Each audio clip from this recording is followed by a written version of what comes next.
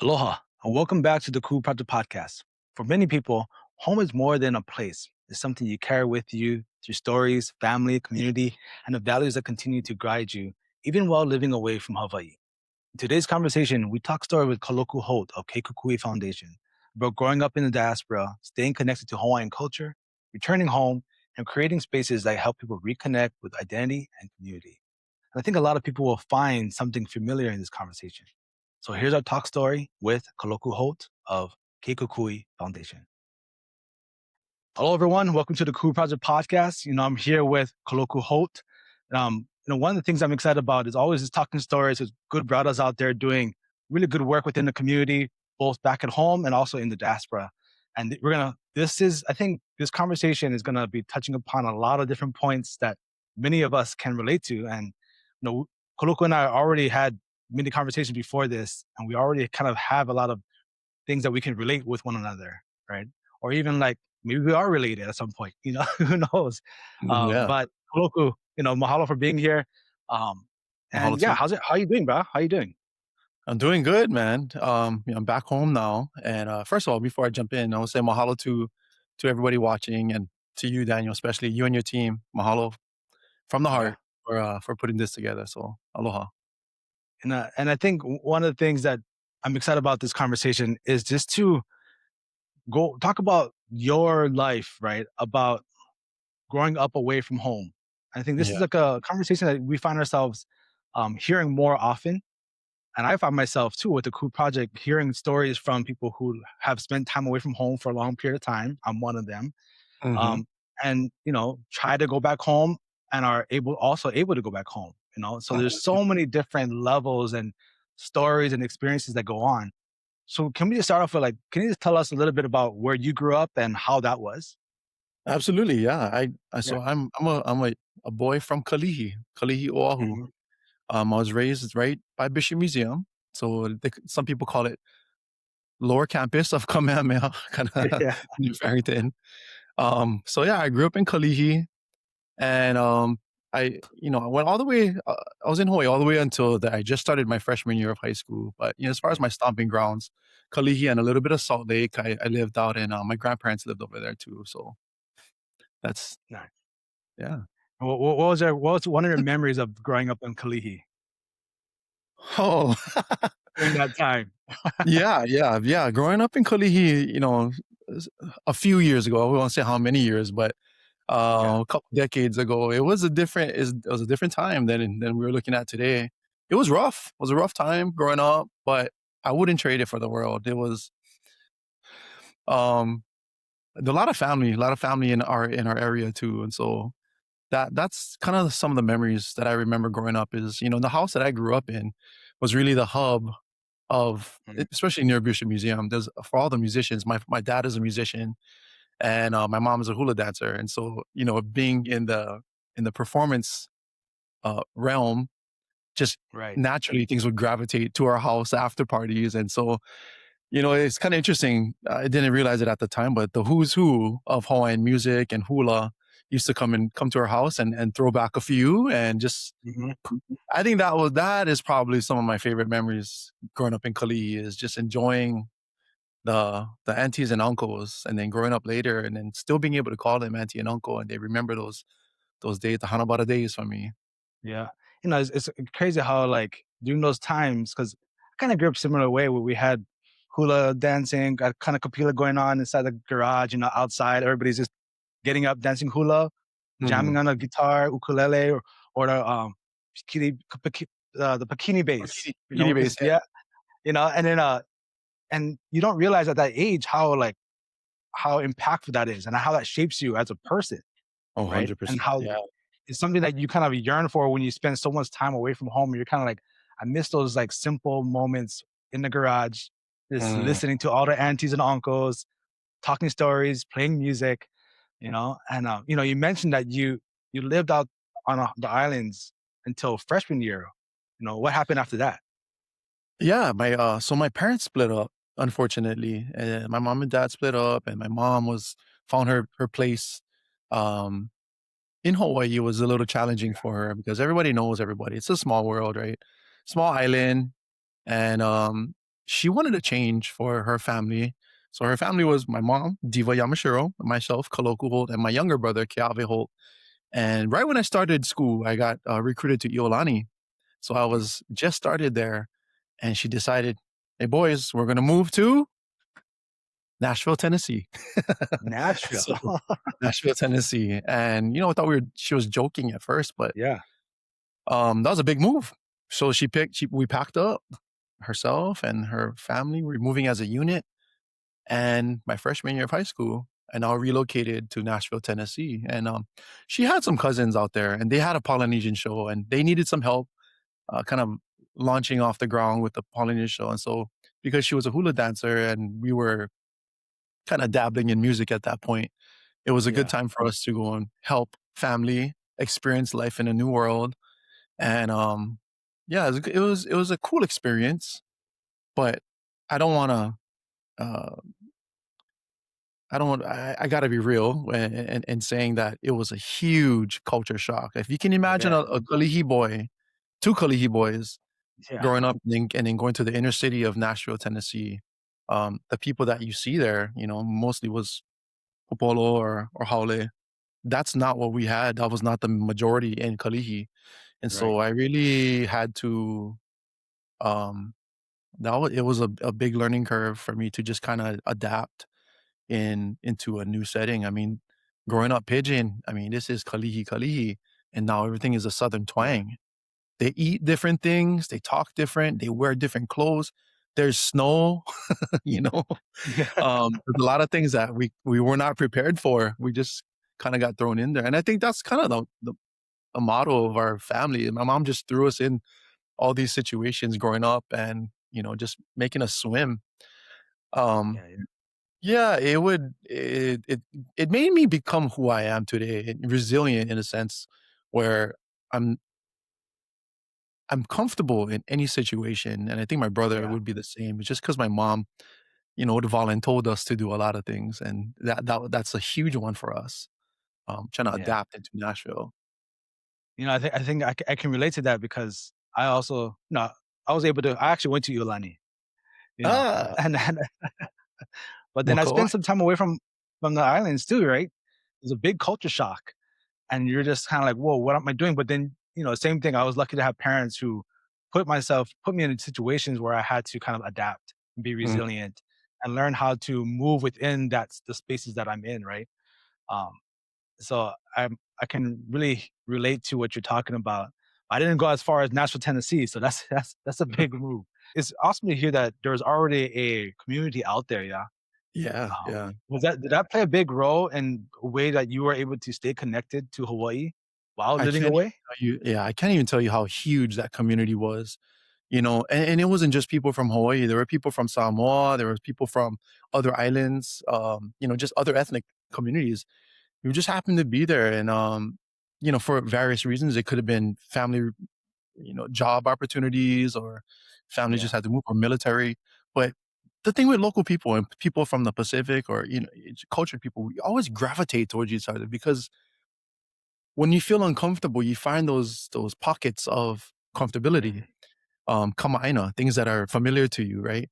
And so there was a community. We still keep in touch today. There's the aunties, the uncles, your friends, and it was mhm, such a big part because you're battling the outside world on your everyday, going to school, going to work, socially going to the stores. It's just yeah, awkward. It's uncomfortable.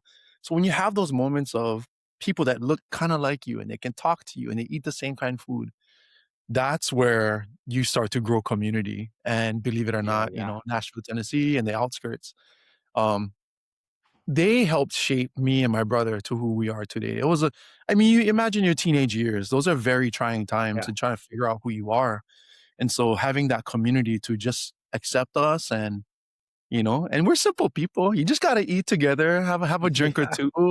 Like you mentioned, bust out the bikini base, and it's those backyard parties that are simple times, yet so inspirational, so much memories and moments that will last forever. And so I'll always yeah. cherish that. During those times, I mean, those teen years, those are like the development years, the shaping years of your life, basically, right? Can you were there people or like moments that really help you stay grounded during that transition and like, navigating all that change that's happening within your life? Yeah, yeah, there were Yeah. definitely people. Um, to be honest, when I started, high school out there, I was definitely going down the wrong path, and so, Yeah. meeting getting you gotta figure out what the circles are, right? And so I was going down, hanging out with the wrong crowd, you know, trying to be cool in uncool situations, and, um, the part where I would always resort to is that community of the aunties and uncles. It Yeah. would always come back to the stage, actually. It was getting, you know, voluntold to perform more. So Yeah. it was getting better at our craft, at learning the music, learning the songs, the instruments, learning hula. My mom was teaching over there at that time, and so it was just all the aunties and uncles that were doing the same thing. And when everyone's doing the same thing, it seems it's more familiar. It's more Mhm. like, okay, I want to do it because I'm not the only one doing it. And so when there's other people the same age jumping in, it's like, all right, hey, we can do this together. And so that was a huge part of the healing process for me of trying to figure out who I am, because like I mentioned before, being removed into a place where I was a fish out of water. Yeah, yeah. It was very strange setting for me, and people coming up to me and asking like, "Hey, you don't talk like us, you don't look like us," but it was just that community of aunties and uncles, and we would do things, go fishing with Uncle Larry. Auntie Trish would help us with the Samoan section, and Auntie Eva, Auntie Tracy, and Uncle Calais. I mean, these were the core of those times, those 3 years that I was Yeah. there. And so ugh, I'm getting a little bit choked up right now just because I remember I was that kid that needed that community, and so it Yeah. was the aunties and uncles that really shared those precious moments. Love them. And I think that's what's so important about, recognizing those individuals in your life, Yeah. because and especially when they see where you're going, so Mhm. they try to create space and time for you to try to get you back on the right path without even telling you that they're trying to get you on the right path, but they Oh, see it already because they've all been there. I think it's just all by experience, right? yeah, Like, yeah. they've I mean, I have uncles and aunties who've gone on the wrong path, and probably see me doing something like, "Oh, let's try to veer him this way. Oh, hey, boy, like, how's about learn some hula, or let's come play music with us. Come do this, come help me in the yard, come help at the farm." Mhm. So it's all those small things where indirectly they're kind of just trying to steer you in down a certain path, and Right, it's up right, to us as individuals to take on those paths or decide a different way, right? Um, right. so Yeah. it's I think for always me as a it's just I'm trying to think of those aunties and uncles. Yeah, yeah, for me, it was the answer was always yes. If there was an opportunity or an answer or a question, it was always yes. So I found myself actually river fishing and lake fishing a lot. That would Yeah. remove me from my situations and just you gotta focus, it's kind of a zen time. So, Yeah, yeah. yeah, yeah. Super blessed to have that community there. Yeah. One thing about when we talk about diaspora, how has diaspora shaped the way you see community as well as aloha? How has diaspora shaped the way I see community and aloha? Yeah. Um, this takes me from Tennessee. I eventually moved to the Pacific Northwest. Um, first things pop to my mind is the social media aspect, right? I grew up in a time where this was pre-social media. There was, Yeah. you know, dare I say, dial up. Netscape. um, yeah, some AOL dial up. Yeah. But it was, you know, the way that I see community is when especially in the Pacific Northwest, it was those that have been removed. When you see familiar faces or people that, hey, the guy's kind of got a different swag to him, right? Yeah, Different, yeah. different, different aura, right? You just tend to gravitate towards people, gravitate towards those that have come on. Yeah, we have these like things in the continent. It's like you shoot the small shaka, you attend certain events, right? And this is all before social media. You had to get out there and do things. You had to go to the Right. watering holes. Um, so our watering holes are restaurants, it could be events, it could be bars, um, performances. And that's kind of how I started finding community. It was people I had a band growing up, so it was that I became a watering hole. So when we would perform as young kids, there was a whole community that would go, "Hey, those are the songs that I remember. I wanna come and jam to that. I wanna, you Yeah. know, let loose." And so I didn't know it at the time. I just wanted to jam, but that was starting to build community. And I think going into the Aloha is everything we do as a community, as local people, as islanders is it all comes from aloha, Mhm. the intent is all aloha. I mean, I can't think of anything where it's done with bad intent. Yeah. So, I think leading with aloha and, when you're in those settings, it's just organic, it's pure, when everyone's just laughing a storm, and just having fun, those are the precious moments, and I think that is kinda how the diaspora in the continent, from my experience, is growing Yeah. community and growing that aloha spirit. Yeah, at any time, like, you spend time in Tennessee, Pacific Northwest, did you ever struggle with feeling disconnected from your identity as, like, from being Hawaiian and being from Hawaii and everything? Yeah, I did, especially Yeah. during high school. I wasn't sure who I was, what my purpose is in this world, and why are things happening to me the way that I was supposed to be at Iolani playing sports, and now I find Yeah. myself doing these things. Why, right? And I found it was very tough. It was a rough, Right. trying time. But disconnecting is that was kind of part of it. It was bound to happen, and I think it was just me trying to figure out through the community that I was surrounded with, is how Yeah. to reconnect. And my mom would force us, but it doesn't mean we were always coming in with open hearts. It was always kind of Right, like, right. all right, my mom's making us do things. But it was until I matured a little bit more and I realized, like, my mom, like you mentioned before, it's the elders that kind of know better. They've been down that path. They're trying Yeah, yeah. to fish you the bait, right? Yeah. And I didn't Yeah. realize it till later that, you know, I guess, oh, well, when my mom passed away in 2017, my auntie Vicky, who's, also our kumuhula auntie Vicky Holt Takamine, she told me that, I was like, "Auntie, I don't know what I'm supposed to do next. I don't know in life. I'm a full-time musician. I don't know what I'm supposed to do." And she said, I'll never forget these words when she said, "Your mom has been grooming you to take her place your entire life. You just didn't know it. You didn't realize it." And those words will stick with me forever. I mean, I'm fast forwarding a lot, but it's finding that place of your responsibility, your kuleana, what your purpose Yeah. is. So, being disconnected and then finding ways to, play music on stage and whatever your jam is, everyone's got some people can, cook up a storm. Some Yeah. people can, they can do so many things in our artistry, or some Mhm. people just have the knack of being a good MC or just creating relationships, or whatever it is, Yeah. um, it's finding those ways to reconnect. And so for me, it was kind of through the culture, Hawaiian culture.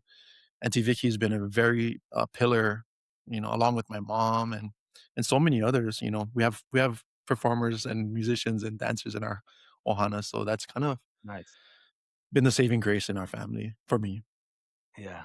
For me, it's always one thing that we get a lot at the Crew Project is we have many people from all over Mhm, contacting us and just messaging us.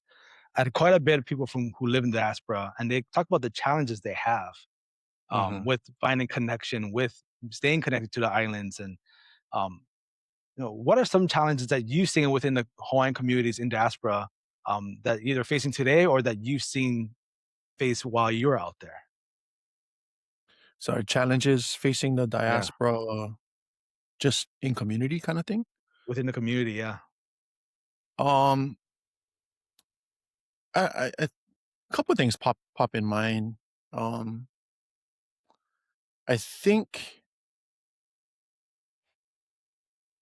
social media has become a resource for people to kind of stay connected, but it can also be a detriment. Kind of Mhm. maybe following the wrong paths or following the wrong people or such like that. But there's like the Cool Project. There's positive impact and there's inspirational platforms that people have used in a healing sense and has been such a great momentum booster in so many ways for a lot of families and communities. Um, Before social media, you had to get out there and see face to face. Nowadays, you can kind of hide behind your screen and just doom Mhm. scroll all day until you find something like the Cool Project and like, oh, okay, I'm reconnected again for this few seconds. Yeah, Um, yeah, but I think the lack of getting, aloha, he aloha, he alo is getting face to face and getting out there into the actual restaurant or going to the actual event or finding the organizations in your community that are the resource to connecting back to who you are, right? yeah, So yeah, I think that's kind of been a benefit or a positive, but also a negative too. Um, I think the other part of that we face as diaspora is our next generations. So we have families mhm, that are first generation that moved away from Hawaii or from your native homeland, right? And we're trying to do the best that we can. And then we have next generation, our kids. And as we're trying to build that next generation up, how do we reconnect those kids in a way that we felt we grew up in that is a part of how we became who we are as adults? We want to give mhm. our keiki the same thing, but there's just not that many opportunities out there because one, they spend majority of their day at school, and so they're going to Yeah, be creating these relationships with people that are outside of what we would consider normal or norm, right? um, Sports and any extracurricular activities. And so it becomes a difficult situation where I've seen families move away and then their kids kind of get easily disconnected because there's not yeah, much opportunity for them out there. That is accommodating to the youth. A lot of things could be in the bar scene or in the festival light or concerts and things as such, but there's things that are coming up and props to all the organizations out there trying to do things for the youth, but it seems like I would like to do more. I'd like to see mhm. more opportunities for them to reconnect. So, That's a good point. It's a really good point. I think that because again, I spent some time away from the islands, and I'm currently going all over the place traveling right now, and it is something that I'm seeing more often, especially working with other native tribes and so forth. mm, A lot of their focus is trying to create more opportunities for youth to connect mhm, with the culture. Outside of what is usually done, whether it's just be like going on a hike, yeah. going down to the river, going to the ocean, learning how to make baskets and so forth. But it's also how can we attract the youth, right? How can we bring the youth into these settings where they might Mhm, not feel like where they feel like they're being dragged into rather than want to be there, right? yeah. Because again, going back to the young kids, they're already being, especially nowadays, right? They have so much information coming at them, and they Mhm, gotta sift through all that and figure out what to listen to, where to go, who to be like, or who they want to follow. I think it's even more challenging for youth today because of the constant input that are coming within to them on a daily mhm, basis, right? mhm. So trying to figure out what kind of programs would bring them in to Yeah, also connect with culture and connect to a community who is has that aloha, right? Who has yeah. that intention of aloha and care and malama and want to take on that kuleana to shape them in a way that it would be like if they were back on the islands. Yeah. Mhm, mhm. Yeah, that's a Yeah. great point. I mean, for myself, I'm the executive director of Ke Kukui Foundation in the Southwest Washington area. And so we do have the great thing about people like us in our seats today is that the things that we didn't have growing up, or the things that we see that are, pukas in the community, we have Hmm. the opportunity to envision it and make it come to light. And Yeah. so we have programs, Ho'olu Kukui, where we take the youth back to Hawaii, throw them in the lo'i, give them a week immersion, right? That you learn all the hulas, you learn all the stories of you. Let's go connect the dots. Let's bring Yeah. it Let's back go to live it Hawaii. now. Yeah. Yeah, absolutely. And so there's a round of applause to all the organizations in so many communities that are doing the work and putting a focus onto the youth. So super Yeah. important because we were those kids. Yeah, yeah, exactly. And you talk about Ke Kukui Foundation. Can we just go right there? Like, how that foundation begin? Like, what was the starting point of that, and what created that whole movement? Yeah. Thank you for bringing that up. Yeah, The way Ke Kukui Foundation started, it was like 2002 is when my okay, mom wanted to she was teaching hula to the community colleges and to like just in the community of Vancouver, Washington. So we moved over to Vancouver from Tennessee. Her brother previously moved over there, Uncle Junior and Auntie Ulu, and she wanted to make a new home in Vancouver. mhm, And so the thing that my mom knows best is how to bring people together. She was the yeah, auntie to everybody. If you ask around, she was the auntie. And so with that, she had a lot of her her good friends at the time created a foundation. They wanted to start something that could be a watering hole for the community to tap into, whatever we design, right? And so I got to see my mom and her, band of aunties, her warriors, yeah, really, create something, and it was Ke Kukui Foundation to be the light of the community. mm, And my mom knew she liked hula. She not liked hula, she lived hula, yeah, and that's what she started with. It was a focus of bringing people together with hula, music, and events. And so my mom would do these gatherings, small kind for the community. And again, this is all before social media. And so she would have to go out to the restaurants and the organizations that were having meetings. And she go out there and invite everybody. Come, yeah. we're doing this. We'll go eat together. We'll share space. And that's how she did it. It was all grassroots. Um, Nice.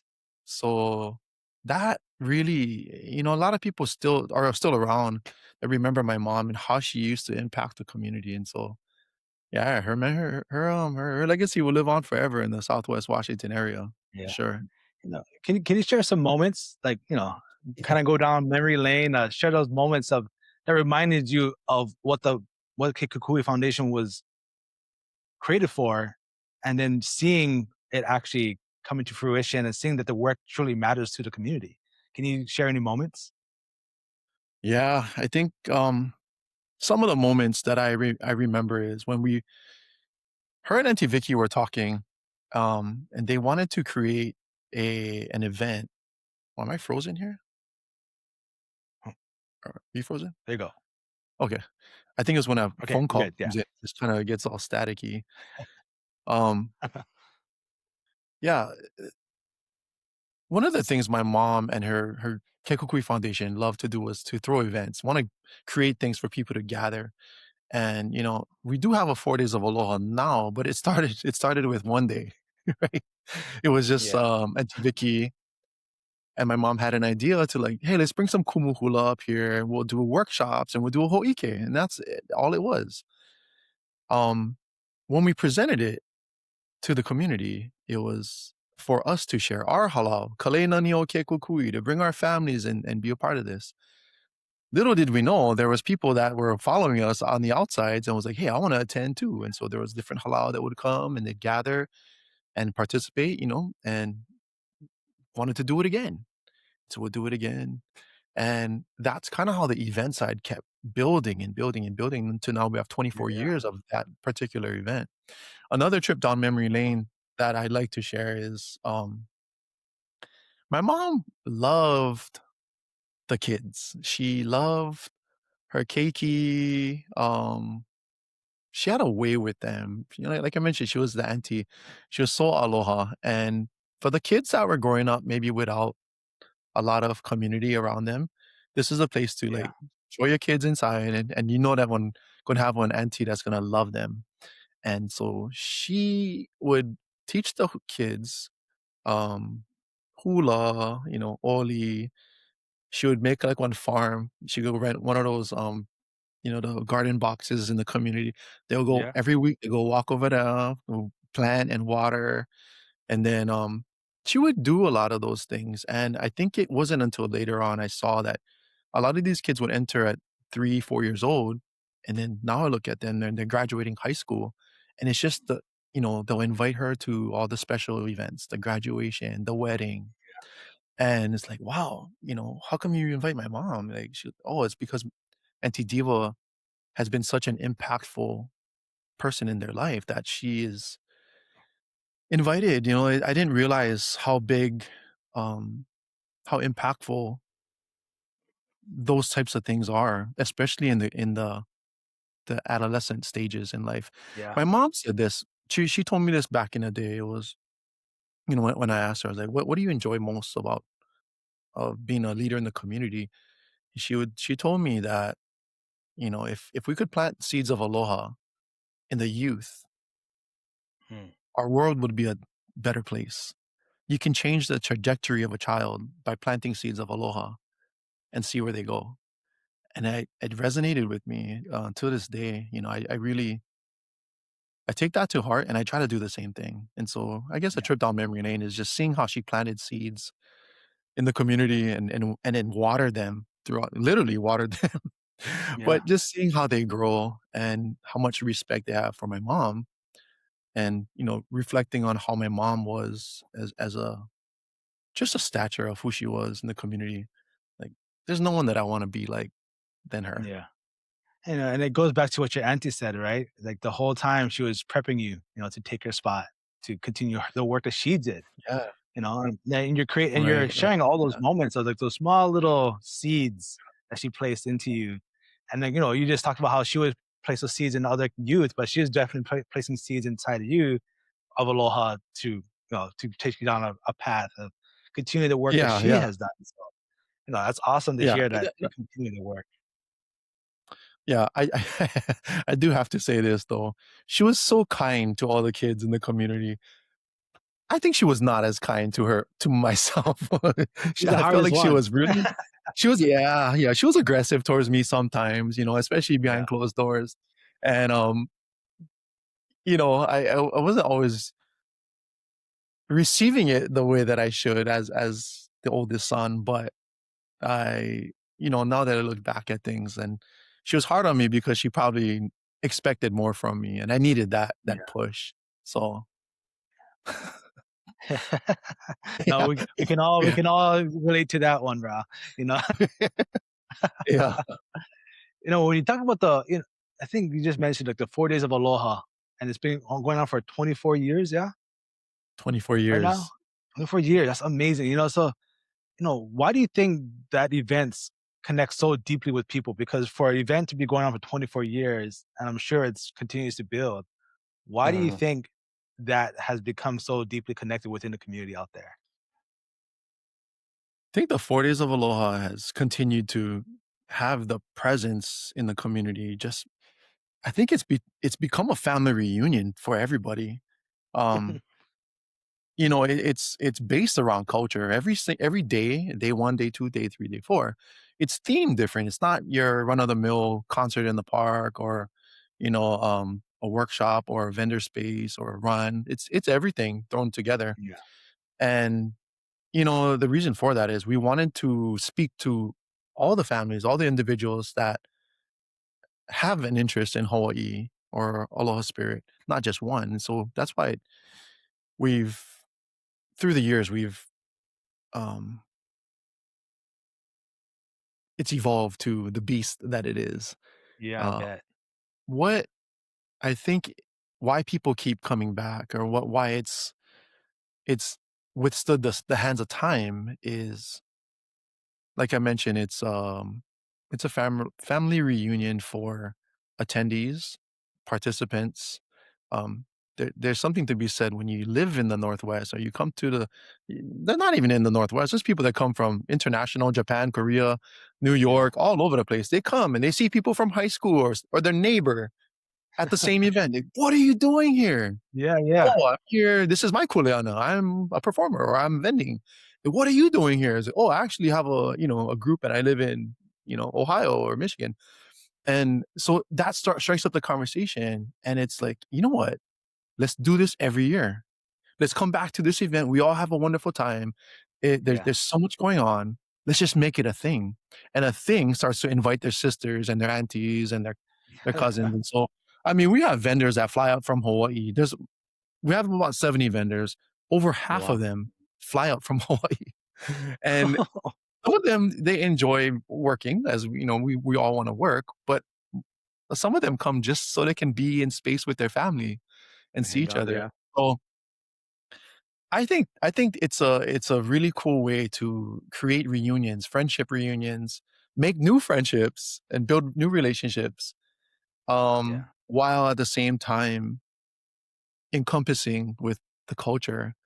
And, by just being present, you kind of in proxy to learn about, about Hawaiian culture, whether it's through stories Yeah. or the music that you remember or something new. But there's just a lot going on that I think people are drawn to. And then, you know, eh, I mean, I want to hope that this continues, that the relationships and the connections continue to build and spark new friendships and create. Every year, man, I get thrown back at how many people are like, "Oh, bruh, I used to sit behind this guy in school." It's just really cool. Like, yeah, that's one of the things for me is I get to see those connections being made. Um, Yeah. I mean, it's from headliners to just supporters, volunteers. It's unreal, the connections, and local style. The more you keep talking, the more you're gonna find the circle is Oh, yeah. smaller. So I love Yeah. that about our You know, event. it just reminds me, for some reason, I'm being like visuals of like big family pa'inas, luau's at like a auntie's house and everything. And you get the kids running all over the place. Then they stop off because one auntie's telling a story. Then they run all over to the next place. Then they stop off because uncles are playing music. It's kind of like you're making like this big festival. It's almost like a big paina of ohana, just finding their little pockets here and there. Yeah. Yeah, And, yeah. then you get the uncles who are just hanging out by the food all day in the kitchen crew, you know, uh, Kitchen so it's crew. kind of it's fun to see how an event also kind of like just encompasses the culture itself, right, as a whole. Because you Yeah, always get that auntie who's always making lei, yeah. and then all of a sudden you get everybody else making lei, like a little table on the side, everybody Mm, making lei, and it's always like something's going on at local family parties, yeah. mhm, So mhm. it's kind of it's I'm excited because I mean we're excited to be there this year, you know, and I think it's going to be a great time because as we are connecting more with the community out here and hearing more about other stories of people in diaspora, wanting to stay connected and hearing how the Coup Project has played some role in them Mhm. helping stay connected. Uh, we're excited to be out there and just kind of be part of it and just feel the aloha out there for the 4 days. I mean, we are super excited for you guys to come. I think one of the things that you mentioned, like why the 4 days of Aloha, right? Yeah. Is exactly what you mentioned. Is like even though we've grown to kind of be like a signature event of the city, actually of Vancouver, we've grown to that point. We didn't necessarily that wasn't the vision. It was just to keep connecting people and make sure it's Mhm. fun. All the things that you mentioned. There's an auntie in the cultural pa that is always making lays, right? There's kids running around, including my own three kids. Yeah. Um, they're running around the entire time. I got to use radios for find out where they stay, but it's a safe space because we've enclosed it to have security and at all the exits, and we know that there's no kids that are going to leave without parent supervision. And so for that weekend, my kids are working, but have fun. We'll see you at the end. Hopefully we'll eat together. But and you mentioned the food court too. I myself, I've always popped behind some of the food vendors and be like, "Uncle, Yeah. you want small? I got small dish for me to go." So I think even though we've kind of been doing this for a long time, it still has that paina backyard feel, Yeah. um, the grassroots connections. Yeah, Yeah. Yeah. You mentioned earlier that you currently, you went to Tennessee, you went to Pacific Northwest, and then you found yourself finding your way back home, right? yeah, yeah, Like, yeah. what led you back to Hawaii? Oh, COVID. Yeah. um, yeah. So it was during COVID. There was a time you probably remember this. It was Yeah. there's so many fires that was taking place in the Northwest, and where we were living, it was like a week of smoke, and you couldn't even check your mail because it was so heavy. And so we decided we had our oldest son at that time. He was like Mhm. 3 years old, I think. And we decided, "Hey, you know what? Let's go back home, stay with some family for maybe a week so that the smoke kind of dissipates, and then we can come back."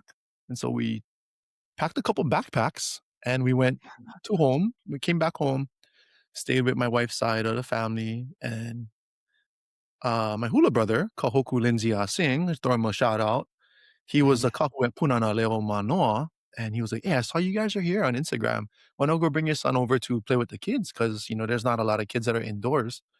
So we brought him in and, to go play, and he was like, "Hey, get one more spot for in person if you guys wanna enroll him." And there's always a wait list for Punana Leo, which is Yeah. the Kaiapuni Olelo program, the, Hawaiian language school for preschoolers. And so we talked about it, me and my wife, Alyssa, were like, "This this never happens. Like, maybe this is a thing. It's an opportunity. But what about our foundation? What about our halal, our everything in Vancouver?"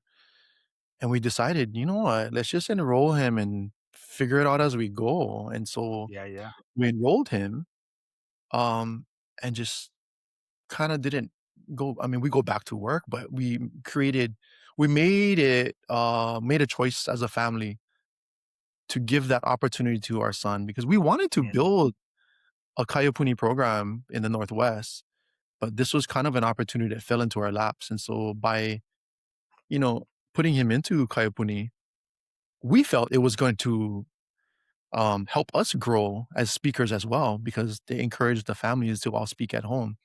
And Right. so we felt it was gonna give us a lot more value to bring back to the Northwest as the leaders of our organizations, which I feel like it really has. Not just on the Olelo side, but being able to, since we live back home and our work is in the cultural, um, atmosphere, it's being involved. Our circle of friends is now the Hanano'el practitioners, the kumuhulas, the musicians. We are able to call these people our friends, which now we can Mhm. bring some added value to our events, the 4 Days of Aloha, to, various concerts or workshops that we like to do in the Northwest, and as well as the Olelo side. And so that was a hidden value, but that's really why we came back, was to give our son an opportunity that we didn't have growing up. Nice. And moving back, how did that moving back change your understanding of home and that feeling of belonging again? Because given that you spend so much time away from the Yeah. islands, like how was that? How'd that feel? So when I left Hawaii, I was under, parents and grandparents' supervision. And then when we decided to come back to Hawaii, it was like, "Oh, wait, wait, wait, we gotta pay for things now." So Yeah. we realized at the time, like, Hawaii is expensive to live, and, that was the biggest, shock, I think, was the price tag on a lot of things, especially when you're, you know, creating a home in the continent. Things are a lot Yeah. more expensive. So that was that. The challenges of making Hawaii home again. The great thing is that there's always a community. A lot of people are still doing the Mhm. same things. Work, family. It's easy to jump back in and continue where you kicked off or where you last kicked off.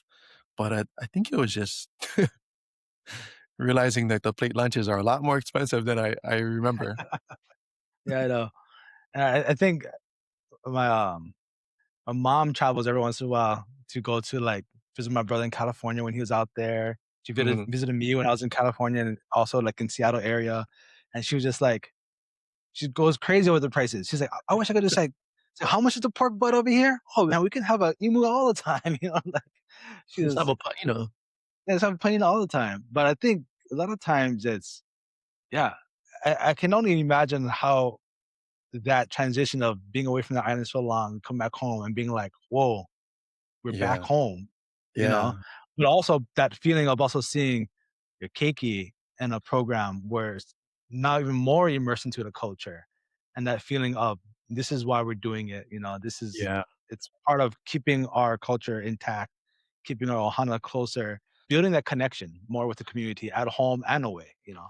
Yeah, I mean, a huge part for me was coming back to Hawaii and actually re-enrolling in hula, so being a haumana again. Mm, Going to the weekly classes, our classes, and then also our kids' classes as well. So, I mean, being a haumana in any halal, it is such a valuable experience that you can take into other areas of your life. It's a great way to ground yourself, fill up your cup with aloha and culture, and carry that on. So, me and my wife yeah, are back in hula, which we love. Um, nice. and then to see our kids really, be able to play sports in the community like we all grew up doing. And, um, you know, the thing that we didn't have as much growing up is like there's various in different ahupua'a, you have your lo'i or community centers. And so there's places like Papahana Kuaola out in Kaneohe where we get to take our kids and to go and learn about what life is, how to take care of the rivers, how to take care of the lo'i, how to malama your the kanu, the plants and the trees, and how to harvest things, how to go to the ocean, and those things you cannot do. You can learn about it in away from Hawaii, but until you really connect the dots, get your foot in the Mm, sand, get your g- knee deep in the mud, and just yeah. huki ke kalo, right? Those are the things that we found we get to experience with our kids and our circle of community. And interesting enough is that we get to kind of sample everything here on the island and go to, different islands too. But we have that whole ulu kukui where we get to bring our kids that have been learning all these years of the stories of Hawaii. And oh my gosh, there's a hula about this place and there's a mele about this That's area. nice. To take them into the places we've kind of vetted already and like, hey, this is what we're going to experience. And to see them connect the dots of the aha moments. Yeah, yeah. This is why we do what we do in the diaspora. Aha. And so, finding those moments that really it makes me proud as the kumu of our organization, as a Yeah, yeah. po'o or the head, yeah. Yeah, what would you say to Hawaiians, especially young Hawaiians growing up away from home? Like, what would you say to them when they find that little challenging or at times to stay connected? Um, yeah, what kind of advice would you give them? Advice to the youth? Yeah, youth growing up away from home. Uh, yeah, I think, you know, everybody, we all have times where we disconnect, even if we're doing something for a period of time. I think it's healthy to disconnect and you don't know what you're missing until you don't have it, right? And I think that speaks to a lot of local families when they or individuals when they move away from Hawaii. You chase things, but you don't realize what you left. There's a puka that's left in your heart or Yeah, in your soul or um so when people disconnect, I feel like it's not always by their choice, but they need to figure out who they are in the setting that they are and how are they going to reconnect. You got to go out there and find the organizations and find those things that they're interested in ways to connect and find those people yeah, to find that synergy. The For the youth, if I could throw out some nuggets to the youth and how to stay connected when they are not disconnected anymore. I think it would be just to plug in, it's to stay mm, plug in when you can. Doesn't have to be all the time, but show the effort. And you gotta figure out who you are because the youth growing up, it's a rough, like we mentioned before, it's a rough and challenging time, especially with the influence of social media and so much yeah, influence that may or may not be appropriate for them. Um, and so finding safe places that you are able to feel comfortable with who you are in your skin, with people around you that you can just laugh, have a meal, and just joke around and be comfortable. If it's in the cultural setting, even better, more of a win. But yeah, if I could encourage the youth, it's just to stay connected. Easy to disconnect, but as much as possible, keep the effort and find those organizations near you and just plug them in. Sometimes our youth don't want to. as makua, I think it's our responsibility to just give a little nudge Yeah. of Yeah. encouragement. Hey, just we'll try them. Try it out Yeah. for a little while. You might not like it, but we'll try them for 2 months now. Yeah. Um, but I think that really helps. All right. Kaloku, I want to be respectful of your time because I know you got plenty going on. I do have two more questions though. Absolutely, Given that you have 4 days of aloha and we talked about the seeds of aloha, um, like what does aloha mean to you? that's a big one.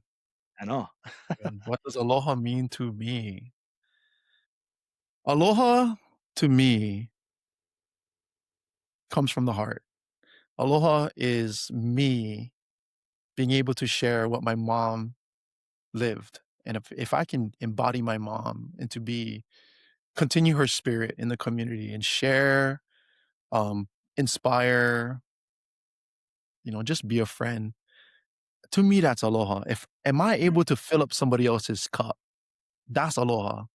To care, to malama, and make a difference. And so, luckily, I was able to see my mom and her band of warriors and Auntie Vicky. I was able to see them really um, create a legacy of impact mm, to those around them, even to those that they don't even expect. Right? There's people that at my mom's funeral, people would come up to me. I don't know who they are, and they're like, "Hey, bro, you know what? Your mom. You don't know me, but your mom gave me she didn't know asked her for money. She gave me the last $20 in her pocket, and she literally gave me an extra shirt when I never have clothes. Oh, I get one extra shirt, it just yeah. things like that. And that I didn't even know the stories. So I think aloha to me is being able to love the community, love my family, love the community. And yeah, I think it's just filling up somebody else's cup. Yeah. Yeah. I think that's what it is, what aloha is. And then, like I mentioned before, we've been able to kind of dabble in our and create marketplaces and communities like in Korea and in Japan. We're working on sharing that aloha, not just in Hawaii, not just in the Northwest, but to the international markets as well, because they love aloha. And it's if I could help bring authentic aloha, whatever that is, right? Whatever I feel that Yeah. is, I guess. If I can share that to other marketplaces, it's kind of what we're going back to where my mom would say, planting seeds of aloha. Hmm. If I can plant seeds of aloha in areas around the world, why not? And Yeah. if done the way that I feel like my mom would be proud, I'm all for it. And my kids get to see dad doing things that I got to see my mom doing. Yeah. And so, it's super it feeds my soul to see my kids being able to see that, to watch dad do things like that. And then who knows? There might be another generation after me Yeah. that will do the Exactly. same thing. But, I guess what's funny, man? I didn't even realize it till I was talking about it, that planting seeds of aloha is what my mom I mean, I still it's cemented in my soul. And I never really wondered why I was I used to live in Japan performing and then, organically opened up stuff in Korea, but now that I realize it, I think that's just my mom saying, "Keep planting the seeds of Keep aloha around going. the world. Keep Yeah. going, Yeah. bro." Like, Yeah. and it's like, "Keep going. Mommy's proud of you, son." Yeah. And for every child, we kind of want to hear that. And when I keep hearing those voices, "Mom, you know, you're doing me good, son." And so Yeah. Yeah. that's that warms me. I didn't I know know. it until I was just talking to you about this. That's really You know, funny. and I think that's the great thing about talking stories, right? You come Yeah. across things that you don't realize until you some kind of memory or a thought or perspective comes into play, right? And then all of a Right, sudden you're right, right. going down this whole like aha moment for yourself, you know? My mom is making me do this. Yeah, yeah. She's still making me do things, you know? Yeah. And, and the last question, because we are on a Cool Project podcast, and, Yes. for me, when we started the Cool Project podcast, cool for me really just means to stand tall, to be Right. upright, to be grounded, to be anchored, to be more present. What does living cool look like to you?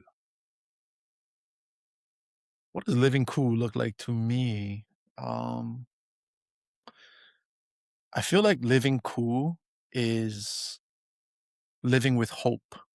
And I feel like, through your podcast, to your platform, um, the coup that you embody is giving people hope, inspiration, opportunities. And like I mentioned to you before, there's been some inspirational quotes that really pulled me out of some dark times. And it gave me hope. And that is Mm. what it resonated with me as far as what does living cool mean? And it's just being hopeful that something positive is on the horizon. We just got to keep trucking along. Plug into the correct Yeah. things, plug into the right things that are going to feed your soul, and keep up that hope. And so that's what living Yeah. cool means to me, is be hopeful. Be hopeful, everybody. Solid. Solid, Yeah. bro.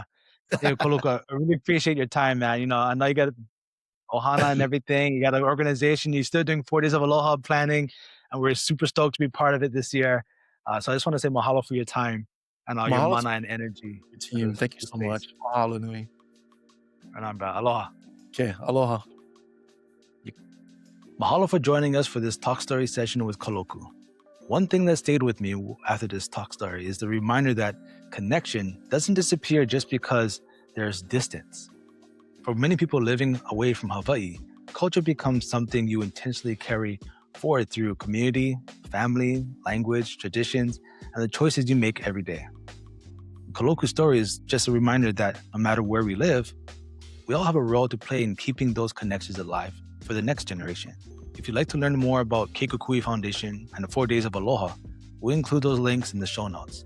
And as always, mahalo for spending a little time with us here at the Ku Project. Until next time, take care of yourself, take care of each other, and keep showing up. Aloha.